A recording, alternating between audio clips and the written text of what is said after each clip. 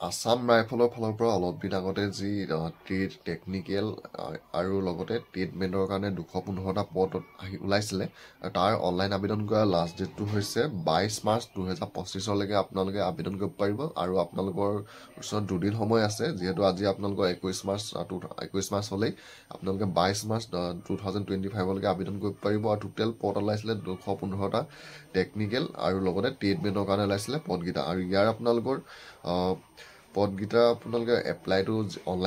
online যোগেদি কৰিব লাগিব বয়সৰ ক্ষেত্ৰত আপোনালোকে ধৰি দিয়া বয়সতকৈ যদি আপোনালোকে OBC হয় তেতিয়া 3 বছৰ বেছি হ'লেও পাৰিব SC ST সকলে 5 বছৰ বেছি হ'লেও পাৰিব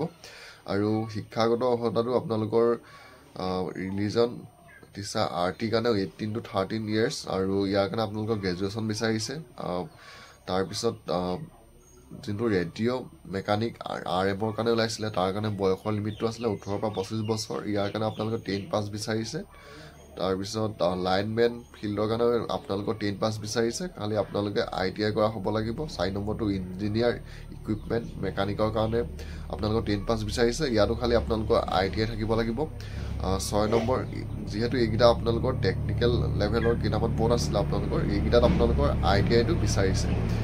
বাকি আপোনালোকে যোনকেইটা বেলেগ আপোনালোকৰ যোনকেইটা সাফাই কৰ্মী হওক বা বাকি যোনকেইটা পদ আছিলে এইকেইটা পোষ্টত অকল মেট্ৰিক পাছ হ'লেও আপোনালোকে আবেদন কৰিব পাৰিব আৰু সাফাই কৰ্মী পদটোৰ কাৰণে আপোনালোকে 18 বা 23 বছৰৰ ভিতৰতহে হ'ব লাগিব আৰু যদি তাতকৈ বেছি হয় তেতিয়া আপোনালোকে আবেদন কৰিব নোৱাৰিব আৰু